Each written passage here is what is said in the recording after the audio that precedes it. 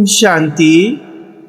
आप सभी दिव्य, शांत एवं विश्व परिवर्तक आत्माओं का आज के इस विशेष आध्यात्मिक सत्र में हृदय से बहुत बहुत स्वागत एवं अभिनंदन है। कल्पना कीजिए कि आप एक तेज आंधी में खड़े हैं। चारों ओर धूल उड़ रही है, पेड़ हिल रहे हैं, सब कुछ अस्त और व्यस्त होता जा रहा है। लेकिन उस आंधी के ठीक बीचों बीच में एक दीपक जल रहा है जिसकी लौ पूर्णतः स्थिर है, जरा भी फड़फड़ा नहीं रहा है। क्या ऐसा दीपक भौतिक दुनिया में संभव है? शायद नहीं, लेकिन यह रूपक अध्यात्म जगत पर बिल्कुल सटीक बैठता है। वर्तमान समय में हर एक के जीवन में परिस्थितियों रूपी आंधी, विकार और बुराई के तूफान, तमो प्रधान वायुमंडल है। लेकिन अगर आपकी आध्यात्मिक स्थिति ऊंची है, आप श्रेष्ठ स्व स्थिति पर बैठे हुए हैं, तो आपकी चेतना रूपी लौ, मन और बुद्धि रूपी लौ पूर्ण रूप से स्थिर रहेगा। आज के इस सत्र में हम सब बहुत गहरी और जीवन को बदलने वाली यात्रा पर चलने वाले हैं। आज आप सीखेंगे कि अपनी साधारण स्थिति को एक शक्तिशाली ज्वाला स्वरूप अवस्था में कैसे बदले। दूसरा, उपराम और न्यारापन का वास्तविक अर्थ क्या है और इसे दैनिक जीवन में कैसे अपनाएं। चौथा, कैसे हमारा व्यक्तिगत परिवर्तन इस पूरे विश्व के परिवर्तन का आधार बन जाता है। आज की हमारी यह विशेष और गहरी चर्चा परमपिता परमात्मा शिव बाबा के उन अनमोल महावाक्यों पर आधारित है जो 16 जनवरी 1975 ईस्वी को ज्वाला स्वरूप अवस्था शीर्षक से हम बच्चों के लिए उच्चारे गए थे। जब हम आज की दुनिया को देखते हैं तो हर तरफ भाग दौड़, रिश्तों में तनाव, भविष्य की चिंताएं। हर इंसान शांति ढूंढ रहा है, लेकिन अंदर हलचल मची हुई है। ऐसी परिस्थिति में परम पिता परमात्मा हम सबसे एक बहुत ही गहरा सवाल पूछते हैं कि आप सबकी आध्यात्मिक अवस्था क्या है।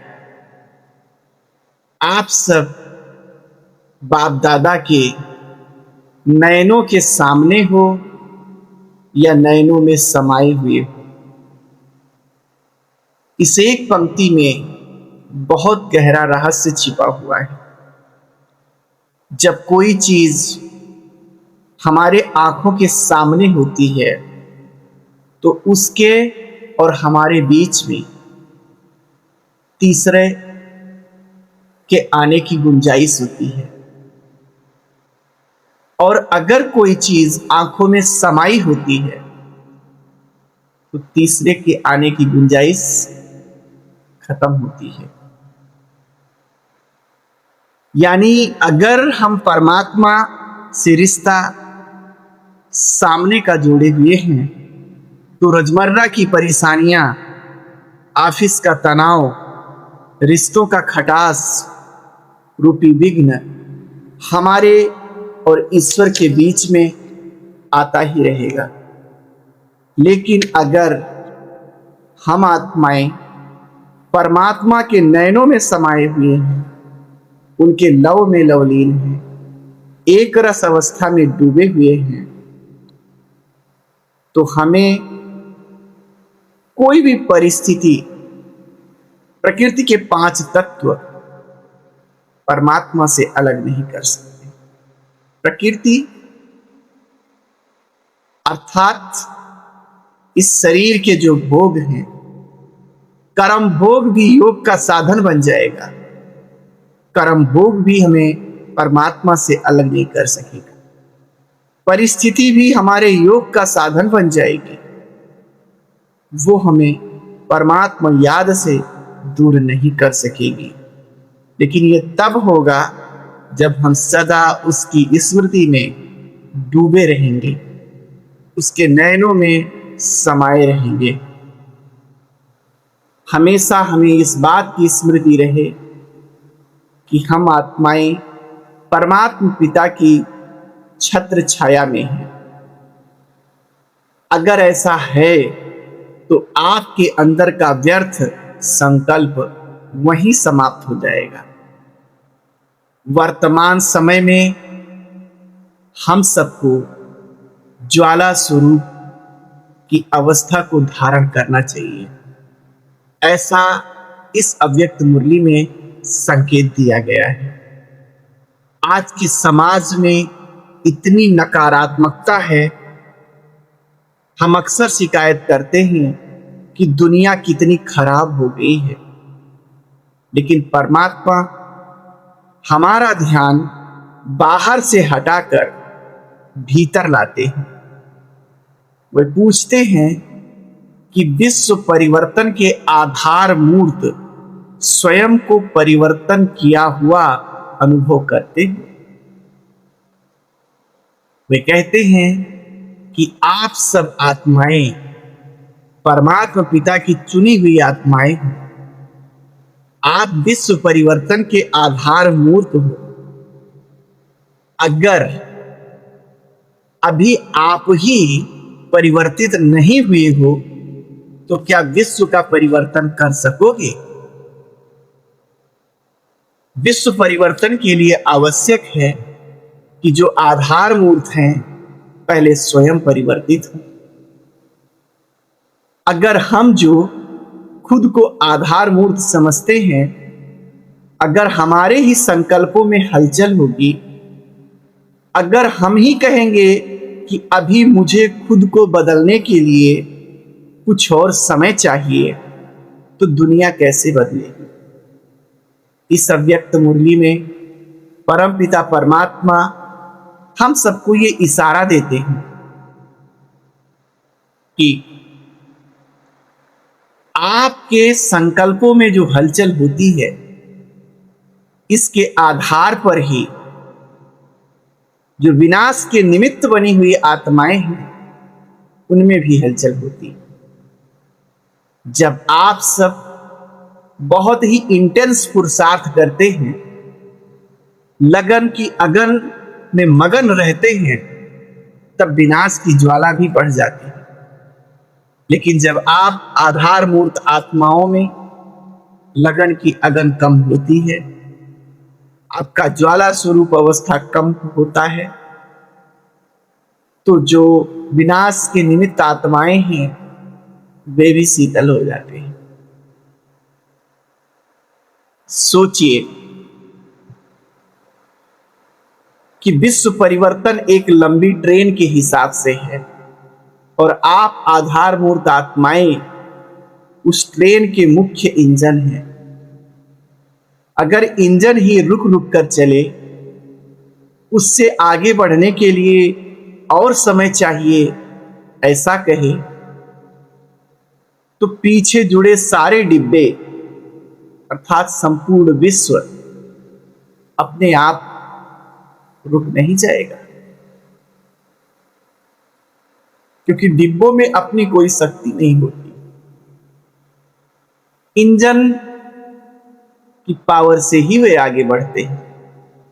इसलिए सर्वप्रथम जो आधारभूत आत्माएं हैं, उनको यह लक्ष्य रखना है कि हमें स्वयं को पहले बदलना है।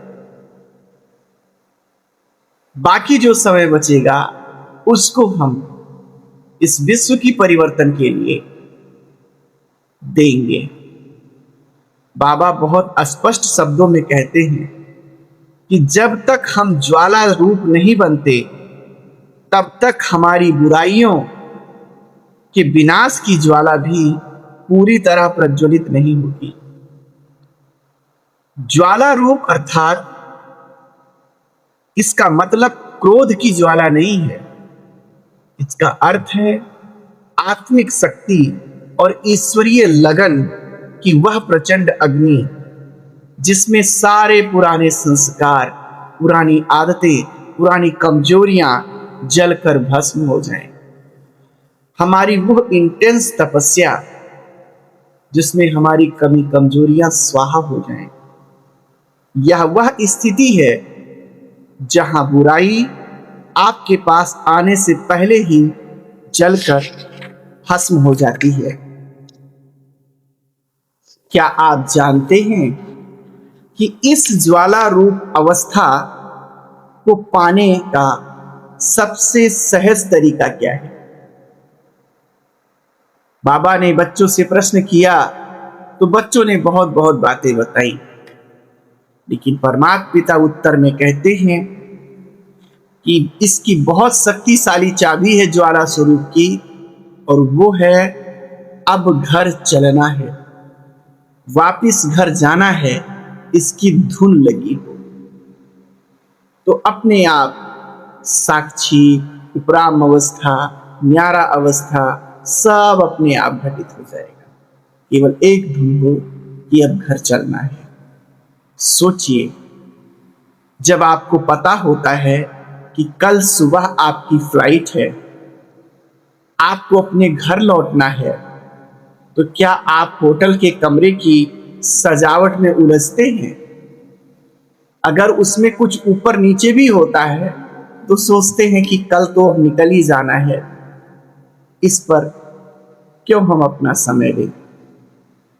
आप अपना सामान पैक करते हैं और इसी तरह यह दुनिया मुसाफिर खाना है।